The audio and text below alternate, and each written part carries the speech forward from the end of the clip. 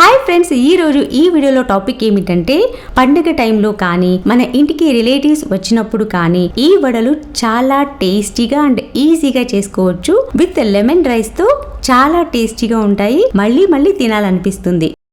First empty bowl తీసుకొని 1 bowl full పెసరపప్పు, 1 bowl మినపప్పు, హాఫ్ బౌల్ సెపరేట్ గా శనగపప్పు వేసి వాటర్ యాడ్ చేసి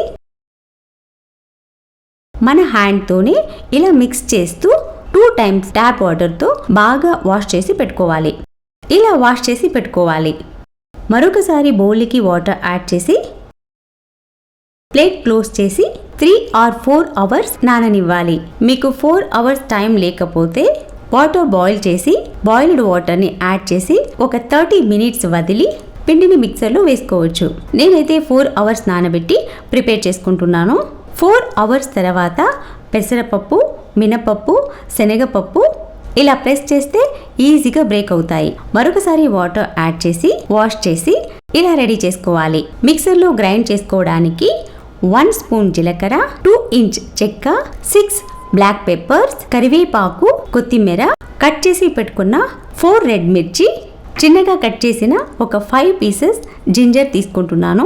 1 ఫుల్ బౌల్ ఉల్లిపాయ ముక్కలు కట్ చేసి పెట్టుకున్నాను. ఇప్పుడు చిన్ని జార్ తీసుకొని 2 ఇంచ్ చెక్క బ్రేక్ చేసి 6 బ్లాక్ పెప్పర్ యాడ్ చేసి 1 స్పూన్ జీలకర్ర యాడ్ చేసి 5 పీసెస్ కట్ చేసిన జింజర్ ముక్కలు యాడ్ చేసి కొత్తిమీర, కరివేపాకు యాడ్ చేసి 1 టైం నానబెట్టిన మినపప్పు, పెసరపప్పుని యాడ్ చేసి సరిపడా సాల్ట్ యాడ్ చేసి మిక్సర్లో పేస్ట్లా వేసుకోవాలి. ఇలా పేస్ట్లా వేసుకుంటే పిండిలోకి బాగా మిక్స్ అవుతుంది. ఎంటీ బౌల్లోకి యాడ్ చేసి అదే జార్లోకి మినపప్పు, పెసరపప్పు యాడ్ చేసి పేస్ట్లా వేసుకోకుండా బరుకుగా వేసుకోవాలి.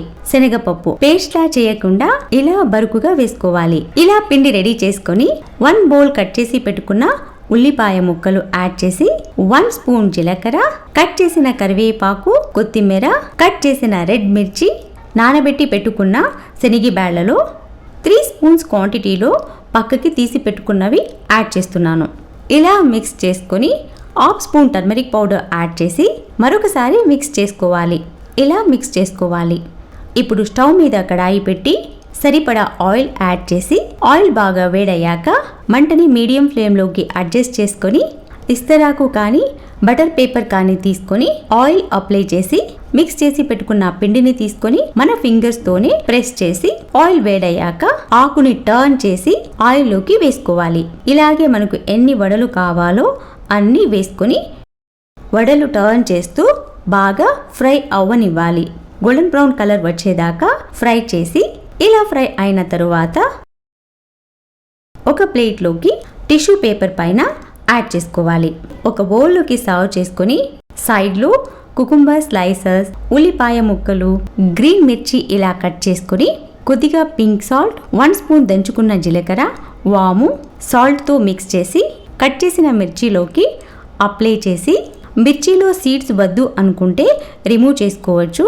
నేను మిర్చి లేతవి తీసుకున్నాను, చాలా కారం ఉండవు, అందుకే అలాగే యాడ్ చేస్తున్నాను. అన్ని ఇలాగే నింపుకొని ఆయిల్ వేడయ్యాక మంటని లో ఫ్లేమ్లోకి అడ్జస్ట్ చేసుకొని మిర్చిని వేసి ఫ్రై చేసుకోవాలి. ఫ్రై చేసేటప్పుడు స్టవ్ నుంచి కొంచెం డిస్టెన్స్ మెయింటైన్ చేసుకోండి. ఇలా కలర్ మారిన తర్వాత పక్కకి షిఫ్ట్ చేసుకోండి. ఈ వడల పిండిని రెడీ చేసుకున్న వెంటనే వేయకుండా ఒక 40 మినిట్స్ తర్వాత వేసుకుంటే వడలు చాలా సాఫ్ట్ గా అండ్ క్రిస్పీగా ఉంటాయి. వెంటనే వేసుకుంటే కొంచెం గట్టిగా అనిపిస్తాయి. సోడా పౌడర్ యాడ్ చేసుకోకపోయినా చాలా బాగుంటాయి. కారం ఇష్టపడే వారికి ఈ వడలతో పాటు ఫ్రై చేసిన మిర్చి విత్ లెమన్ రైస్ తో చాలా బాగుంటుంది. కాంబినేషన్ అదిరిపోతుంది. అయితే ఈ రెసిపీస్ చాలా సార్లు ప్రిపేర్ చేస్తాను. కారంగా ఉన్నవి తినాలి అనిపించినప్పుడు ఈ వడలు సూపర్ టేస్టీగా ఉంటాయి. వితౌట్ సోడా పౌడర్, ఆయిల్ కూడా చాలా పట్టదు. ఈ వడలు క్రిస్పీగా చాలా బాగుంటాయి. ఒకసారి ట్రై చేయండి. ఈ వడలు అందరికీ నచ్చేస్తాయి, ఎందుకంటే అంత బాగుంటాయి. 5 తినేవారు 10 తింటారు. మీరు కూడా ఒకసారి ట్రై చేయండి. ఎలా ఉందనేది కామెంట్ సెక్షన్లో కామెంట్ చేయండి. మీకు ఈ వడలు నచ్చినట్లయితే లైక్ చేయండి, షేర్ చేయండి, సబ్స్క్రైబ్ చేసుకోండి. పక్కనే ఉన్న బెల్ బటన్ని క్లిక్ చేయండి. నేను చేసే ప్రతి వీడియో మీకు నోటిఫికేషన్గా వస్తుంది. మరొక మంచి వీడియోతో మళ్ళీ మీ ముందుకు వస్తాను. Thanks for watching.